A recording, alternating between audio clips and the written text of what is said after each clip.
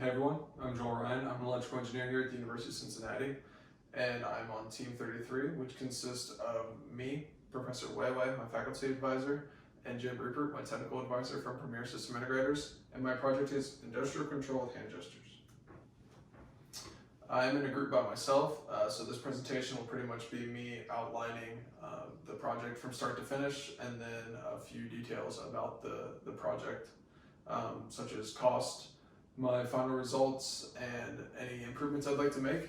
And then, since I'm a project here at home, I'll be able to do a live demonstration of it at the end.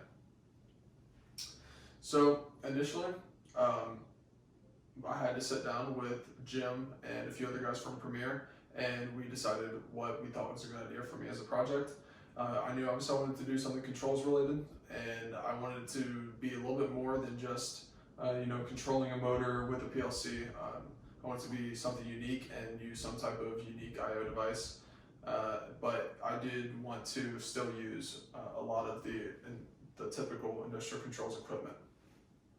So what we decided on was using this Leap motion controller as well as Python on the computer to communicate with the PLC, and then the PLC would control a motor. The Leap controller would be able to read hand gestures such as the number of fingers extended to control the speed of the motor, and the clockwise or counterclockwise direction of you circling your finger to be able to move the motor or move the linear actuator forward or backwards. So after deciding what I wanted to do for the project, I had to move on to equipment selection. A lot of the equipment was able to be given to me by Premier to use for the project as spares. So the processor, the Ethernet card, and 2 of the I/O cards are spares that they had, as well as all the DIN terminals, circuit breakers, and the power supply.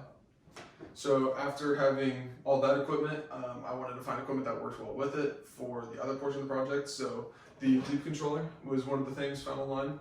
And then the motor controller, and this 5-volt power supply were also purchased from Amazon. So the first thing I did was the Leap controller development in Python. The reason I decided to do this first is because Python is such a big unknown for me. At this point in the project, back in the fall, I had never used Python, but it seemed like a pretty robust language for this type of application. So I decided to go with it. They have a Python SDK from Leap, so they had libraries that I could use and tools I could use, as well as a sample code that showed ways of pulling the different things you can get from the Leap controller into your project. So I started with that sample code, added in the finger counter, how many fingers you had extended, as well as the gesture control of clockwise and counterclockwise, just recognizing those gestures and setting that to true or false based on if you're clockwise, true. If you're counterclockwise, the clockwise will be set to false. After that, I decided to do a drawing set. That's something that's pretty important for every engineering project, is to be able to recreate it. So instead of doing the drawing set and then building the project based on that, since all this equipment was so new to me, I decided to do the drawing set as well as building the actual panel at the same time, which is not typical, but it worked in this case. Those are both available on my website with the rest of the project. After building the panel, I decided to move on to the communication between the PLC and the Python project. To do this, I used a library called PyCom it's built up to the industrial standards for Ethernet communication, and it just involved setting the IP of the PLC and the IP of the computer, and then being able to send the data back and forth through some functions inside of that library. And that was just called in the same program as the rest of the Leap interpreter. After that, I moved on to the PLC development.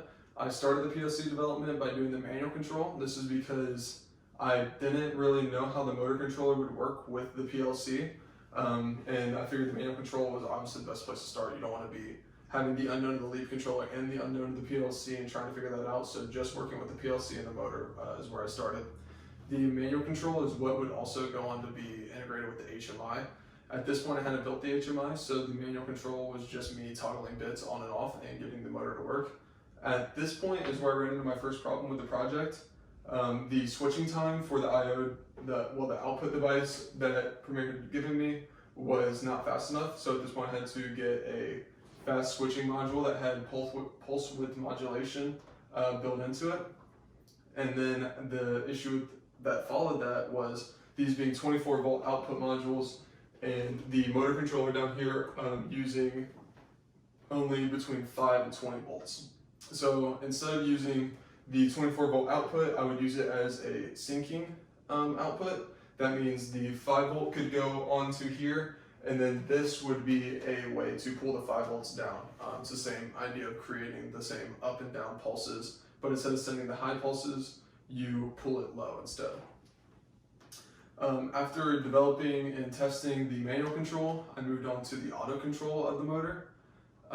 This is what would use the actual leap device, and I kind of did it the same way where I didn't necessarily use the leap device at first, and now I kind of use bit manipulation of how I'd expect to get the data from the leap device to do the control.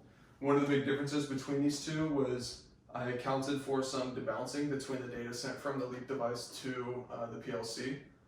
Because if someone was doing a clockwise gesture and it missed for a single frame, I didn't want the motor to stop and start a bunch. So I put a 500 millisecond debounce, so you could miss a rotation or two and the system wouldn't kind of stutter. Another wrinkle with the PLC development was the switching directions, because there was a sequence you had to follow of turning the motor off, or turning the direction to 0, and then disabling the motor, and then changing the direction, then restarting the motor. So that was for the manual and the auto control both. And finally, I moved on to the HMI development. I used Vision for the HMI component. The purpose of this HMI component was to kind of show what you would typically see for an operator station if you wanted to do something like this, which would be the buttons you're clicking. But I also thought it was a good way to show a visual representation of what was happening on the leap device. So if you're in the manual control, you're clicking the buttons and you're actually controlling the motor. But if you're in the auto control, those same buttons are replaced instead by the data that the PLC is given by the leap controller. So it's just a way to visualize what you're doing.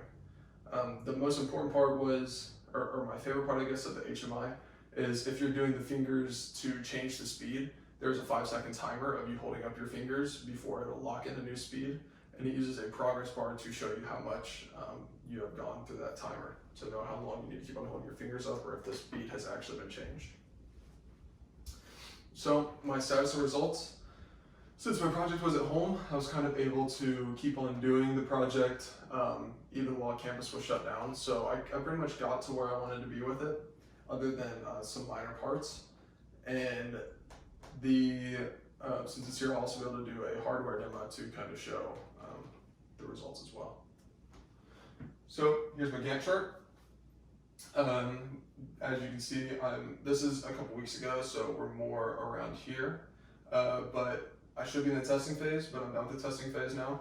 So I guess we're in a pretty good spot. And the only thing I have left is to write the final report, which I gave myself a week for at the end. So we're pretty much on track.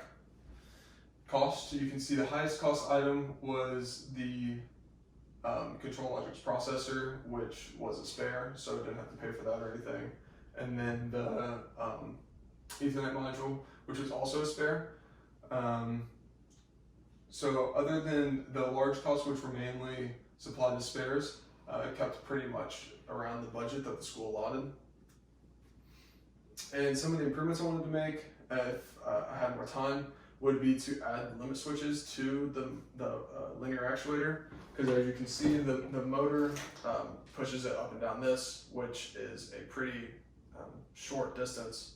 So it's very likely that you could run into either end and probably damage the motor. In a real situation where this is for operation, you definitely want that. You don't want the chance of someone breaking anything. You put that on the controls or on the engineering side. You don't let the operator have to control for that. But in this case, where it's just me demoing it, and I know not to do that, I figured it was okay. So I'll go ahead and move on to the hardware demo. Thank you. So here's the example of the Leaps HMI screen. You can just zoom in down there, and you can see if I hold 2 fingers up above the Leap controller, which you can't actually see because it's off screen, but you can see the progress bar fill up and change to slow, and then medium, and then to fast. And then I'll go ahead and zoom out so you can see the gestures as well as the movement of the motor. And you can see a clockwise gesture, a counterclockwise gesture, and then go to manual control.